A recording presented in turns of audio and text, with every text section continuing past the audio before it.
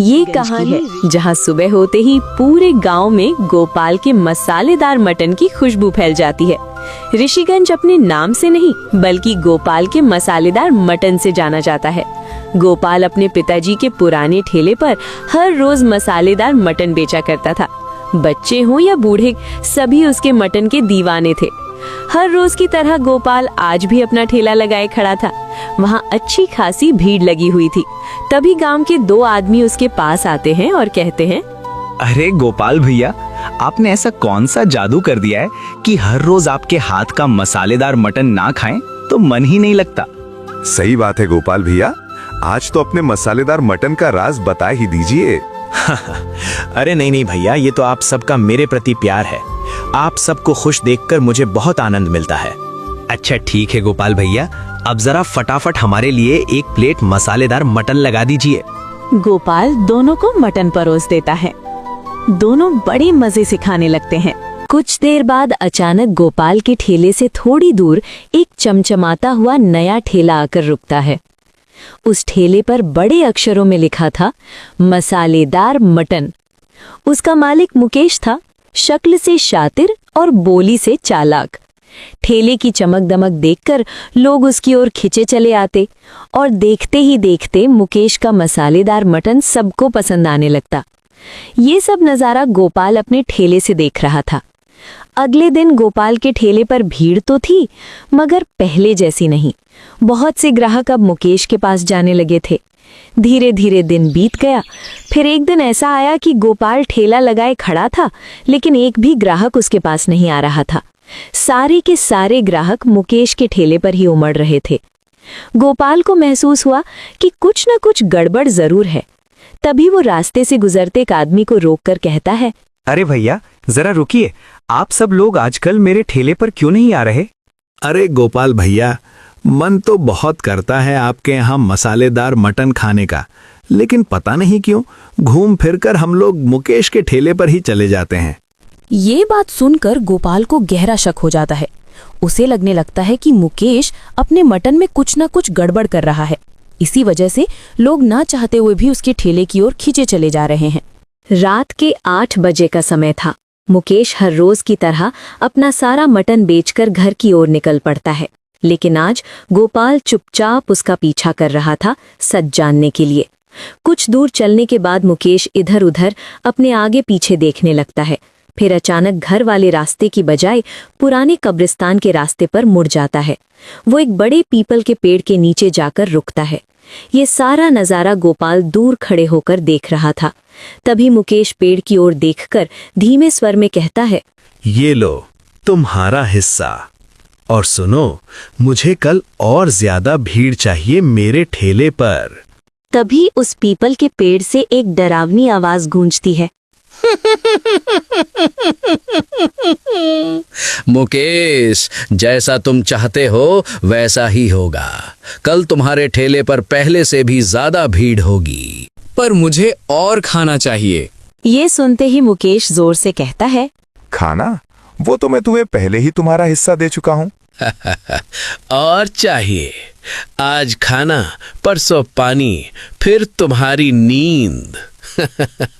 ये सब सुनने के बाद भी मुकेश को जरा भी डर नहीं लग रहा था, क्योंकि वो लालच में अंधा हो चुका था। उसे सिर्फ पैसों की भूख थी, जो दिन ब दिन बढ़ती ही जा रही थी।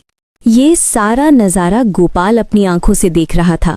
ये सब देखते ही मानो गोपाल के होश उड़ गए। उसे कुछ समझ नहीं आ रहा था कि ये सब हो क्या रहा है।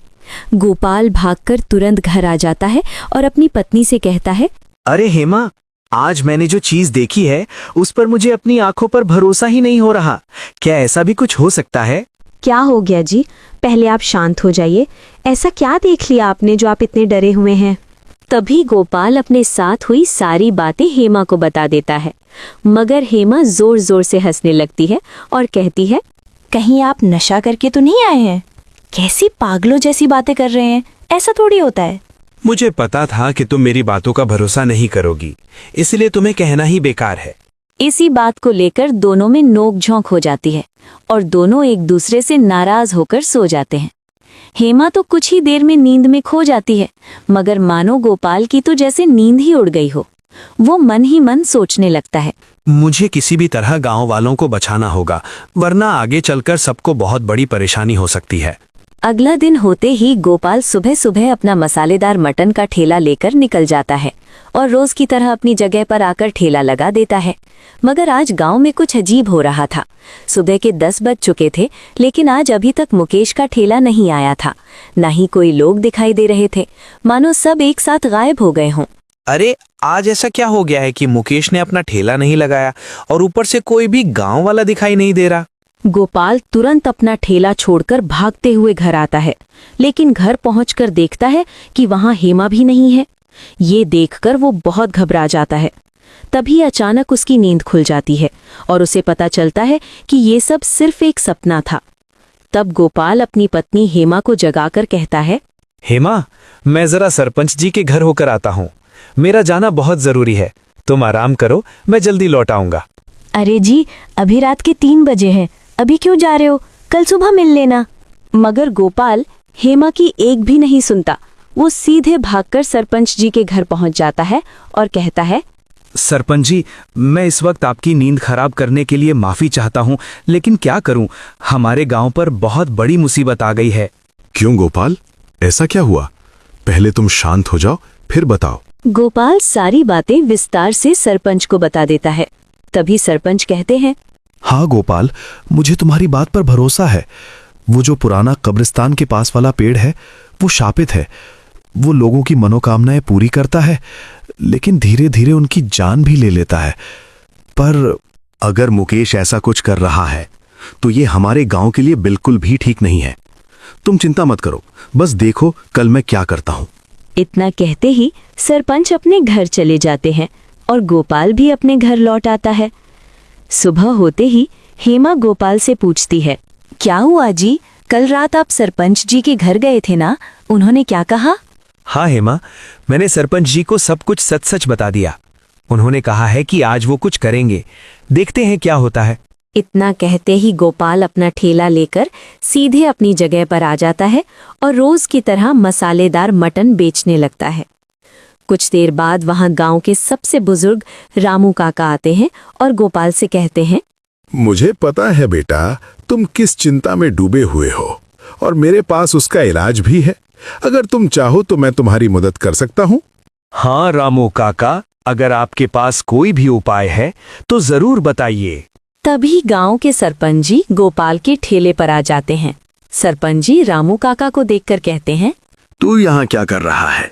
अरे गोपाल, ये पागल है, इसकी बात सुनने का कोई फायदा नहीं है। जब से इसका बेटा इसे छोड़कर शहर गया है, ये पागलों की तरह कुछ भी बोलता रहता है। निकल निकल यहाँ से। गोपाल, तू घूम फिरकर मेरे पास ही आएगा, क्योंकि किसी को नहीं पता कि ये बर्बादी का खेल कैसे रोका जाए। जब जरूरत पड़े पीछे वाली पहाड़ी पर आ जाना, वहीं तुझे उपाय मिलेगा। इतना कहते ही रामू काका वहां से चले जाते हैं और सरपंच गोपाल से कहते हैं, तुम उसकी बातों पर ध्यान मत दो, वो तो कुछ भी कहता रहता है। मेरे पास एक अच्छा प्लान है, हम उस पेड़ को ही कटवा देंगे। मुझे नहीं लगता सरपंच जी कि ये इतना आसान होगा, और पेड़ को काट देना मुझे सही उपाय नहीं लगता। अरे कुछ नहीं होगा गोपाल, हम नहीं जाएंगे। आज रात मैं अपने आदमियों को भेजूंगा, वे पेड़ को जड़ से उखाड़ देंगे। इतना कहते ही सरपंच अपने घर चले जाते हैं। रात होते ही सरपंच अपने आदमियों को सब कुछ समझा देते हैं कि क्या करना है। ठीक रात 12 बजे सरपंच के आदमी पुराने कब्रिस्तान वाले पेड़ के पास पहुंच जाते हैं। जैसे ही वे पेड़ काटने की कोशिश करते हैं, उन्हीं में से एक आदमी हवा में उछलकर दूर जा गिरता है। ये देखकर उसका दूसरा साथी डर के मारे वहां से भाग जाता है और सरपंच के पास आकर सारी बात बता देता है। तभी सरपंच गोपाल को कॉल करके कहते हैं, मुझे नहीं लगता कि उसे कोई भी रोक पाएगा। मैं तो गांव छोड़कर जा रहा हूँ। इतना कहते ही सरपंच फोन काट देते हैं। गोपाल बिना देर किए रामू काका द्वारा बताई गई जगह पर पहुंच जाता है और रामू काका से कहता है, रामू काका, अब आप ही हमें बचा सकते हैं। चिंता मत कर गोपाल, वो शापित पेड़ मुकेश के मन पर काबू पा चुका है, इसीलिए उसकी बुद्धि भ्रष्ट हो गई है। उसने मुकेश के खाने में काली जादुई शक्ति मिला दी है। इसी कारण सभी लोग मुकेश के पास जा रहे हैं। तुझे किसी भी तरह अपने हाथ का खाना गांव वालों को खिलाना होगा और साथ ही मुकेश को भी। जैसे ही गांव वाले तेरा खाना खाएंगे वो पेड़ अपने शाप से मुक्त हो जाएगा। अगले दिन सुबह सुबह गोपाल अपना ठेला लेकर अपनी जगह पर आ जाता है और जोर जोर से चिल्लाने लगता है। आओ आओ, आज के दिन गोपाल के हाथ का मसालेदार मटन मुफ्त में खाओ। आओ आओ। ये सुनते ही सारे लोग तुरंत गोपाल के ठेले पर आ जाते हैं। गोपाल भी तुरंत सबको मसालेदार मटन परोस देता है। ये सब देखकर मुकेश भी ठेले के पास आता है और गोपाल से कहता है, गोपाल, नाम तो बहुत सुना है, चलो आज देख भी लेते हैं। निकालो गोपाल भाई 1 प्लेट मसालेदार मटन। गोपाल तो इसी पल का इंतजार कर रहा था। वो तुरंत मुकेश को मसालेदार मटन दे देता है और मुकेश बड़े मजे से उसे खाने लग जाता है। जैसे ही सभी लोग खाना खाते हैं, वो पेड़ अपने शाप से मुक्त हो जाता है। उस दिन के बाद गोपाल और मुकेश दोनों मिलकर मसालेदार मटन बेचने लग जाते हैं। इसीलिए कहते हैं, लालच बुरी बला है। दोस्तों, अगर ये कहानी आप सबको पसंद आई हो तो टुनमुन कहानी को सब्सक्राइब कर दीजिएगा। मिलते हैं जल्द ही एक नई कहानी के साथ।